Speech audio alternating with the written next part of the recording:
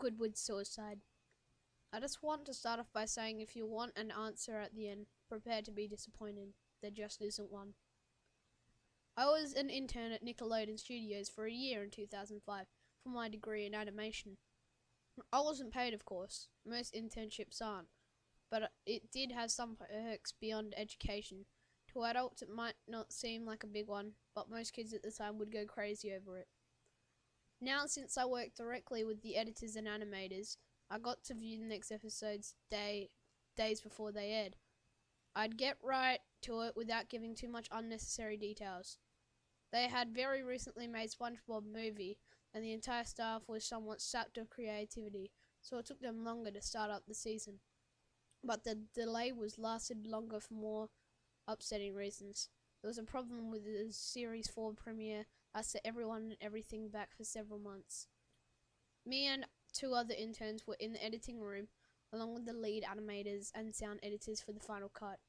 We received the copy that was supposed to be Fear of a Krabby Patty, and gathered around the screen to watch. Now, given that it isn't final yet, animators often put up a mock title card, sort of an inside joke for us, with phony, oftentimes lewd titles such as How Sex Doesn't Work instead of Rocker by Bivlev, when SpongeBob and Patrick adopt a sea scallop. Nothing particularly funny, but work-related chuckles. So when we saw the title card, Squidward Suicide, we didn't think it more than a morbid joke. One of the interns did a small throat laugh at it.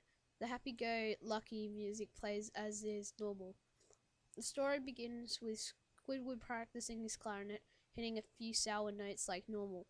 We hear SpongeBob laughing outside, and Squidward stops yelling at him to keep it down as he has a concert that night and needs practice.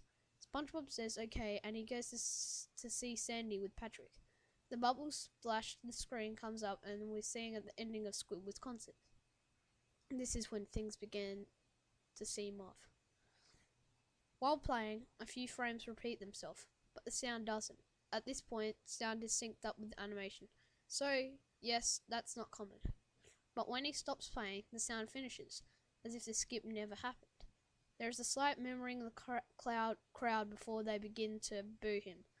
Not normal cartoon booing that is common in the show, but you could very, very clearly hear malice in it. Squidward's in full frame and looks visibly afraid. The shot goes to the crowd with SpongeBob in center frame, and he is too booing. Very much unlike him. That isn't the oddest thing though. What is odd is that everyone had hyper-realistic eyes. Very detailed. Clearly not shots of real people's eyes, but more something a bit more real than CGI. The pupils were red. Some of us looked at each other, obviously confused, but since we weren't the writers, we didn't question its appeal to children yet. The shot goes to Squidward sitting on the edge of his bed, looking very forlorn. The view out of his porthole window is of a night sky, so it isn't very long after the concert. The unsettling part at this point is that there's no sound, literally no sound, not even the feedback from the speakers in the room. It's as if the speakers were turned off, though their status showed them working perfectly. He just sat there blinking in this silence for about 30 seconds. Then he started to sob softly. He put his hands, tentacles, over his eyes and cried quietly for a full minute more. All the while, a sound in the background very slowly growing from nothing to barely audible.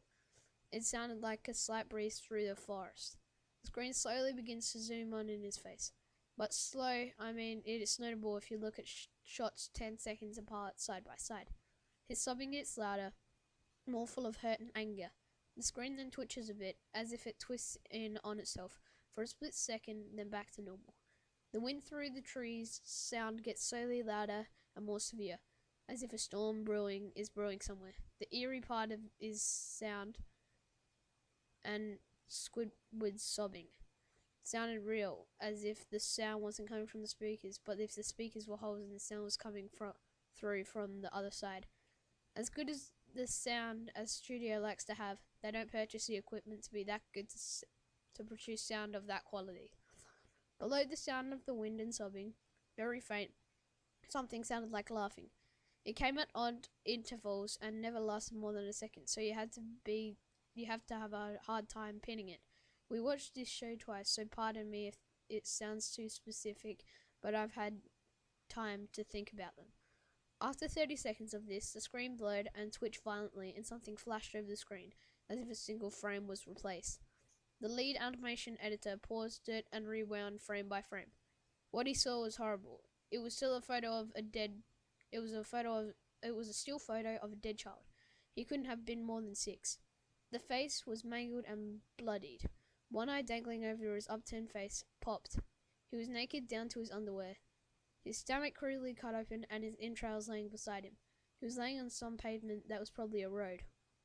The most upsetting part was that there was a shadow of the photographer. There was no crime tape, no evidence, tags or markers, and the angle was completely off for a shot designed to be evidence. It would seem the photographer was the person responsible for the child's death. We were, of course, mortified, but pressed on, hoping that it was just a sick joke. The screen flipped back to Squidward, still sobbing louder than before, and half body in frame. There was now what appeared to be blood running down his face from his eyes. The blood was also done in hyper-realistic style, looking as if you touched it, you'd get blood on your fingers. The wind sounded now as if there was a gale blowing through the forest. There were even snapping sounds of branches.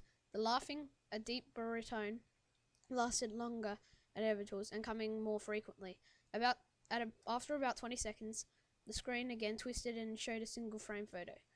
The editor was reluctant to go back. We all were, but he knew he had to. This time, the photo was of what to be a little girl, no older than the first child. She was laying on her stomach, her barrettes in a pool of blood next to her. Her left eye was popped out too, and popped naked except for underpants. Her entrails were piled on top of her above another crude cut along her back.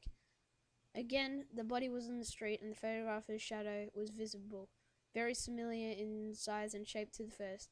I had to choke back vomit and one in turn. The only female in the room ran out. The show resumed. About 5 seconds after this second photo played, Squidward was silent, as did all sound, like it was when this scene started. He put his tentacles down and his eyes were now done in hyper-realism, like the others were at the beginning of this episode. They were bleeding, bloodshot, and pulsating. He just stared at the screen, as if watching the viewer. After about 10 seconds, he started sobbing, this time not covering his eyes. The sound was piercing and loud, and most fear, including all of this sobbing, was mixed with screams. Tears of blood were dripping down his face at a heavy rate. The wind sound came back, and so did the deep voice laughing. This time, the still photo lasted for a good 5 frames. The animator was able to stop it on the 4th and backed it up. This time, the photo was of a boy, about the same age, but this time the scene was different. The entrails were being pulled out from his stomach, wound by a large hand. The right eye popped out and dangling, blood trickling down it. The animator proceeded. It was hard to believe, but the next one was different, but we couldn't tell what. He went on to the next thing, same thing.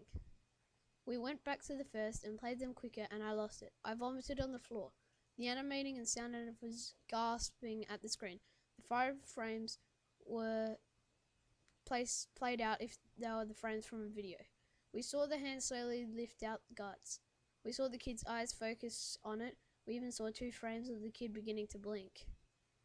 The lead sound editor told us to stop. He had to call in the creator to see this. Mr. Hillenberg arrived within 15 minutes. He was confused as to why he was called down there, so the editor just continued the episode. Once the few frames were shown, all screaming, all sound again stopped. Squid was just staring at the viewer, full frame of the face, for about 3 seconds. The shot quickly panned out and the deep voice said, "Do it," and we see in Squidward's hands a shotgun. He immediately pulls the gun into his mouth and pulls the trigger. Realistic blood and the brain matter splatters the wall behind him, and his bed, and he flies back with the force.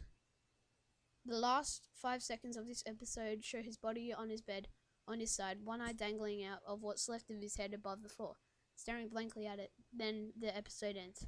Mr. Hillenberg is obviously angry at this. He demanded to know what the heck was going on. Most people left the room at this point, so it's just a handful of us to watch it again. Viewing the episode twice only served to imprint the entirety of my mind and cause me horrible nightmares. I'm sorry I stayed.